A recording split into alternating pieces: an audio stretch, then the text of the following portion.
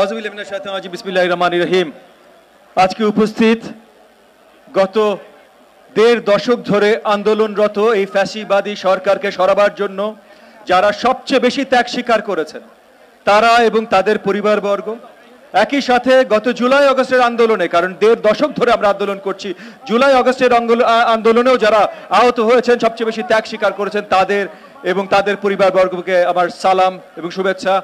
আপনারা আমরা একত্রিত ছিলাম বলে বাংলাদেশকে নতুন ভাবে জয় আমরা এনে দিতে পেরেছি, তার জন্য আপনাদের সবাইকে অসংখ্য ধন্যবাদ।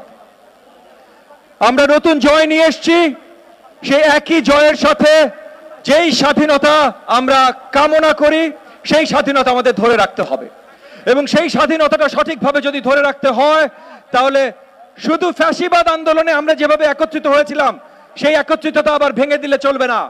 এখনো সবার একসাথে থাকতে হবে, সামনে আগামীর বাংলাদেশ গড়াতে সবাইকে একত্রিত থাকতে হবে।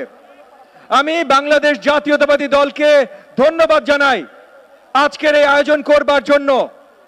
ত্যাগ স্বীকার করেছেন যারা এবং যাদের পরিবাররা, তাদেরকে এইভাবে ধন্যবাদ জানাবার জন্য। এবং একই সাথে ধন্যবাদ জানাই বাংলাদেশ জাতীয়তাবাদী দলের ভারপ্রাপ্ত চেয়ারপারসন জনাব তারেক রহমান, যিনি পুরো আন্দোলনের সময়, গত ২ বছর যে আমরা এক দফা আন্দোলন ছিলাম সেই আন্দোলনের সময় এবং এই জুলাই আগস্ট আন্দোলনের সময় যতভাবে পারেন আমাদের সবাইকে সহযোগিতা করতে চেষ্টা করেছেন।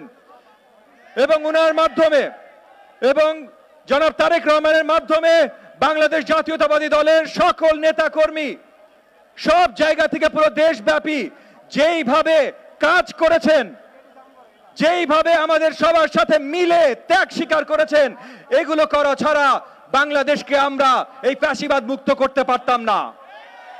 তাই আপনাদের সবার প্রতি আমার আবার আহ্বান যে যেই একত্রতার মাধ্যমে আমরা ফ্যাসিবাদী সরকারকে সরাতে সক্ষম হয়েছি, সেই একই একত্রতার মাধ্যমে আমরা যেন নতুন বাংলাদেশ গড়ি। আমাদের একসাথে থাকতে হবে, দেশকে শক্ত করতে হবে। আপনাদের সবাইকে ধন্যবাদ। জয় বাংলাদেশ।